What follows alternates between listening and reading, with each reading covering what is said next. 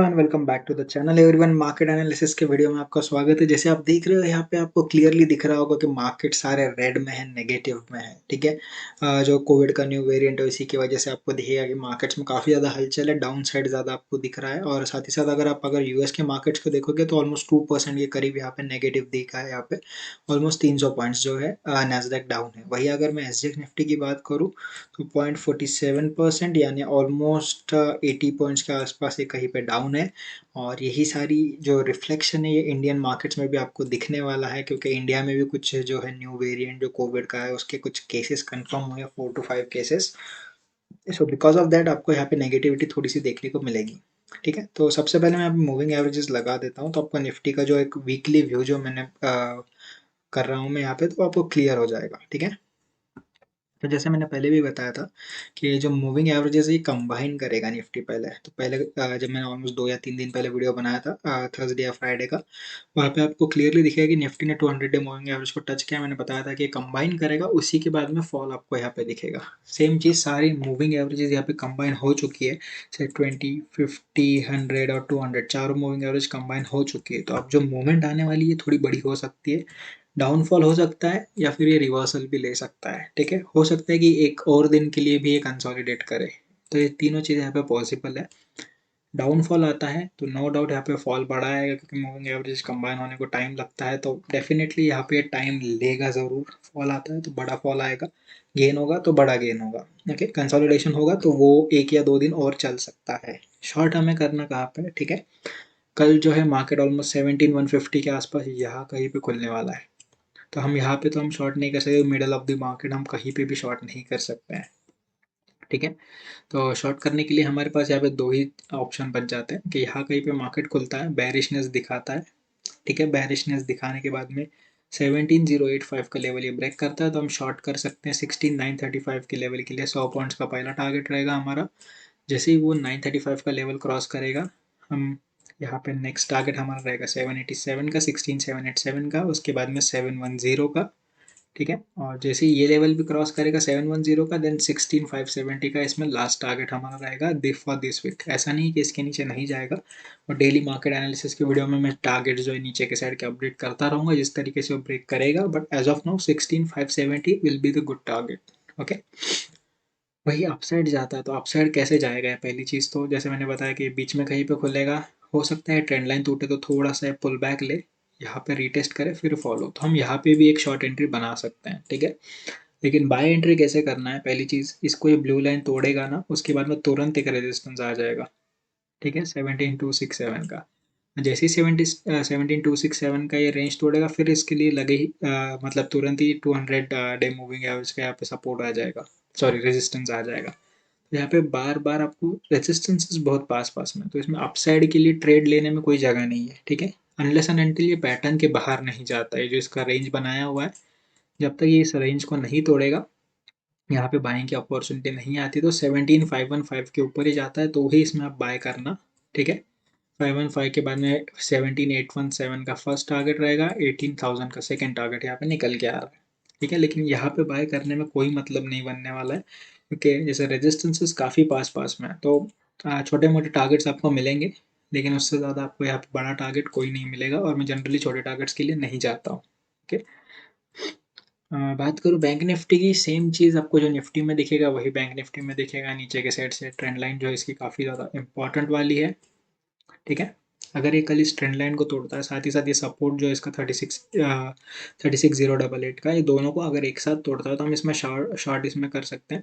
35,843 का first target रहेगा, then 35,574 का सेकंड रहेगा, 35,336 का थर्ड टारगेट रहेगा, क्योंकि ट्रेंड लाइन के ये पास आएगा। ठीक है, जैसे ही ट्रेंड लाइन के पास आता है ये एक इसका इम्पॉर्टेंट सपोर्ट लेवल है। तो ये चीज़ हमें यहाँ पे वॉच रखना पड़ेगा कि ये इस सपोर्ट लेवल के पास आके किस तरीके से परफॉर्म कर रहा है। जैसे सपोर्ट के पास आएगा और यहाँ पे से ये रिवर्सल दिखाता है तो हम इसमें बाय एंट्री इनिशिएट कर सकते हैं। टारगेट्स विल भी सेम रहेंगे यहाँ पे। बट अगर समझ लीजिए ऐसे फॉल दिखाता है तो फॉल काफ़ी बड़ा हो सकता है। पहली चीज़, ऑलमोस्ट 35,336 के बाद में सीधा रहेगा या 500 पॉइंट्स का फॉल दिखाएगा। 35,802 का फर्स्ट टारगेट रहेगा यहाँ पे। 802 के बाद में आपको 502 और 216 के दो उसके बाद में जो है इमीडिएट टारगेट आपको नीचे के साइड देखने को मिलेंगे। ठीक है। बट वही अगर ये बुलिश हो जाता है, जिसके चांसेस तो काफ़ी कम दिख रहे हैं, तो बुलिश होता भी है तो हमें एंट्री कहाँ पे लेनी, जैसे ट्रेंड लाइन टूटती है हम यहाँ पे एंट्री ले सकते हैं। ठीक है। 36,400 के करीब, 36,300, 36,400 के करीब हम यहाँ पे एंट्री जो है वो ले सकते हैं। बाइंग साइड की 36,850 का फर्स्ट टारगेट रहेगा, 37,336 का सेकंड रहेगा, एंड 37,844 का थर्ड टारगेट रहेगा। यहाँ पे बाइंग के चांसेस कम है, तो थोड़ा सोच समझ के ही करना। हो सकता है कि ये पैटर्न जो है इसको कंटिन्यू करे आगे, हो सकता है ऐसा कि ये जो इसकी ट्रेंड लाइन है ब्लू वाली, इसको ये आगे एक्सटेंड करेगा और स्टॉक इसी के बीच में ऐसे कुछ मूव करता रह जाएगा। तो ये भी एक पॉसिबिलिटी हो सकती है। तो अगर वॉल्यूम ज़्यादा हो तो ही यहाँ पे ट्रेड करना। साइड बेस का अगर थोड़ा सा भी हमें जैसे कि डाउट आएगा तो हम यहाँ पे ट्रेड नहीं करेंगे निफ्टी बैंक निफ्टी में साइड बेस के लिए। ठीक है। स्टॉक की बात करूँ तो पहला स्टॉक है हमारा L N T. L N T में आपको क्लियरली दिख रहा है कि एक ट्रेंड लाइन को जो है काफ़ी दिनों से, काफ़ी महीनों से फॉलो कर रहा है। ये ब्लू ट्रेंड लाइन काफ़ी बड़ी ट्रेंड लाइन है। ठीक है। अभी चार्ट 15 मिनट्स टाइम फ्रेम पे है, और यहाँ पे एक दिखेगा कि ये ट्रेंड लाइन को ब्रेक करने के बाद में फिर से एक रिटेस्ट इसने लिया है। ठीक है। अब इसके आगे रिटेस्ट फॉल, रिटेस्ट करके आगे फॉल कंटिन्यू कर सकता है, या फिर ये फिर से ऊपर भी जा सकता है पैटर्न के अंदर में, इसकी जो ट्रेंड लाइन है उसके अंदर में। चांसेस तो ऐसे ही दिख रहे हैं कि रिटेस्ट जो है कंप्लीट हो चुका है और उसके बाद में फिर से फॉल दिखा रहा है, तो हमें इसमें शॉर्ट एंट्री के लिए ज़्यादा इंटरेस्ट रहना चाहिए। तो 1792 विल बी द लेवल जिसके नीचे हम इसको शॉर्ट कर सकते हैं। ठीक है। टारगेट रहेगा 1768 का पहला, देन 1755 का दूसरा टारगेट रहेगा। जैसे ही वो भी टूट जाएगा 1736 का तीसरा टारगेट निकल के आता है, और नीचे की साइड आपको और 3 टारगेट्स भी मिलते हैं। लेकिन यहाँ पे एक काफ़ी बड़ा जो गैप है ये फिल होना बाकी है, तो ये गैप भी यहाँ पे फिल होगा। गैप इंटेंशन स्टॉक मार्केट का गैप नहीं है जो आप देखते हो कुछ इस तरीके से, जो गैप बनता है ये वाला गैप नहीं है, प्राइस गैप है ये। ठीक है। तो ये गैप फिल होना बाकी है, और ये फिल करने के लिए हो सकता है 2 दिन का टाइम भी ले ले। तो उसी वजह से यहाँ पे आपको एक बड़ा सा जो है गैप देखने को मिला है, बड़ा यहाँ पे डिफरेंस देखने को मिला है, ऑलमोस्ट 40 रुपीज़ का। ठीक है। तो 1736 से जाएगा भी तो 1700 आएगा, लेकिन इसमें 1 या 2 दिन लग सकते हैं। उसके बाद में 1689 का फिर से टारगेट रहेगा, 1668 का हमारा इसमें लास्ट टारगेट जो वो निकल के आ रहा है। ठीक है। वही इसमें बाय साइड अगर आपको ट्रेड लेना है, आपको अपॉर्चुनिटीज़ मिल रही है, तो आपको जैसे यहाँ पे इतना जो है यहाँ पे स्पेस तो छोड़ना ही पड़ेगा। ये नो ट्रेडिंग जोन आपका बन जाता है। ठीक है। नो ट्रेडिंग जोन इसलिए क्योंकि ये एक ट्रेंड लाइन के पास है, तो हो सकता है यहीं पे कंसोलिडेट करें। हो सकता है ये ऊपर भी चला जाए, तो ऊपर जाता भी है तो ऐसा नहीं कि हम सिर्फ ऊपर जाएगा इसी वजह से बाय करेंगे। तो इसमें जो हमारा बाइंग का जो लेवल रहेगा वो रहेगा 1840 का। ठीक है। 1840 का फर्स्ट टारगेट रहेगा, 1861 का 21 रुपीज़ का रहेगा, और उसके बाद में आपका आएगा 1899, यानी ऑलमोस्ट 1900 रुपये का टारगेट निकल के आएगा। देन 1914 का टारगेट निकल के आएगा, और उसके बाद में सीधा जो इसका टॉप था अभी तक का ऑल टाइम हाई 1977 का टारगेट निकल के आ रहा है। ठीक है। अप साइड टारगेट काफ़ी ज़्यादा अच्छे है, लेकिन मार्केट में जो वीकनेस है उसी के चलते यहाँ पे आप बाय साइड ट्रेड लेने का थोड़ा सा सोच समझ के ही आपको लेना पड़ेगा। नेक्स्ट जो स्टॉक है वो है H D F C A M C, और इसमें आपको क्लियरली दिख रहा होगा कि भाई ये सेम चीज़ एक पैटर्न, चैनल पैटर्न के अंदर ये ट्रेड कर रहा था, और ये फॉलिंग चैनल है, फॉलिंग वेज है, जो कहना कह लो। इसके बाद में यहाँ पे आपको क्लियरली दिख रहा है कि स्टॉक ने ब्रेकआउट तो दिया है, लेकिन ये फिर से रिटेस्ट करने आ रहा है। अब रिटेस्ट ऐसा ज़रूरी नहीं है कि ये पूरा नीचे आएगा, इस लाइन को टच करेगा फिर ऊपर चला जाएगा। रिटेस्ट मीन्स या इसके बाद भी निकलता है, कंसोलिडेट करके भी ऊपर जा सकता है, तो उसको भी एक रिटेस्ट ही कहा जाता है। ठीक है। तो इसमें भी बाइंग करना है 2627 के ऊपर, इसमें बाइंग कर सकते हो। टारगेट रहेगा 2703 का, 2772 का सेकंड टारगेट रहेगा, और 2868 का थर्ड टारगेट रहेगा इसमें। ठीक है। वही आपको अगर इसमें शॉर्टिंग करना है तो शॉर्टिंग आपको सोच समझ के करना पड़ेगा, क्योंकि हो सकता है ये रिटेस्ट कंप्लीट करे और फिर बुलिश हो जाए तो आपको इसमें लॉस हो जाएगा। तो शॉर्ट आपको 2504 के आसपास करना है, ब्लू लाइन के नीचे जो इसका लो बनाया हुआ है पहला, उसके नीचे आप इसमें शॉर्ट कर सकते हो।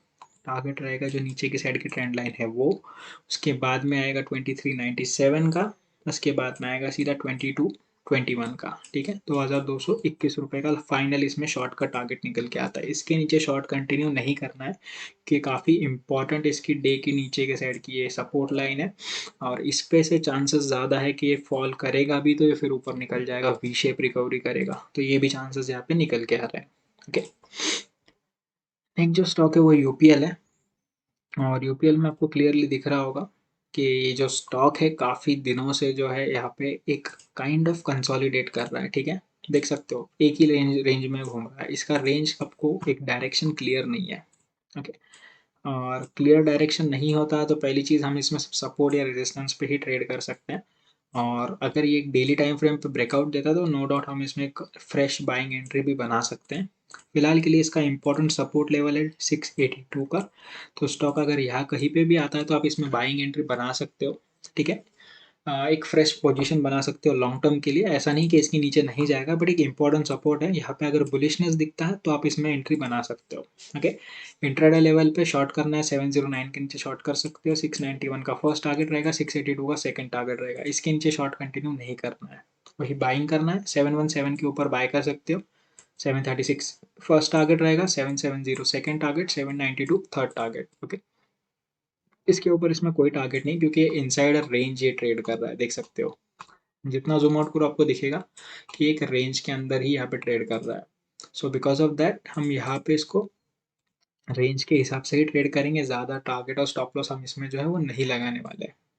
ठीक है, जब तक ये रेंज के बाहर नहीं जाता तब तक के लिए। जैसे ही इसने रेंज के बाहर जाएगा, ये आर्ली टाइम फ्रेम पे मैं लेके आया इसको, ये रेंज के बाहर जाएगा, जैसे इसके बाद में ब्रेकआउट देता है, रिटेस्ट के बाद में इसमें फ्रेश बाइंग एंट्री की जा सकती है, अदरवाइज आप नीचे भी कर सकते हो, आपको यहाँ तक का टारगेट नीचे के साइड से मिल सकता है। ओके, तो ये डिपेंड करता है सिचुएशन वाइज, तो थोड़ा दिमाग इसमें आपको लगाना पड़ेगा एंट्री बनाते समय।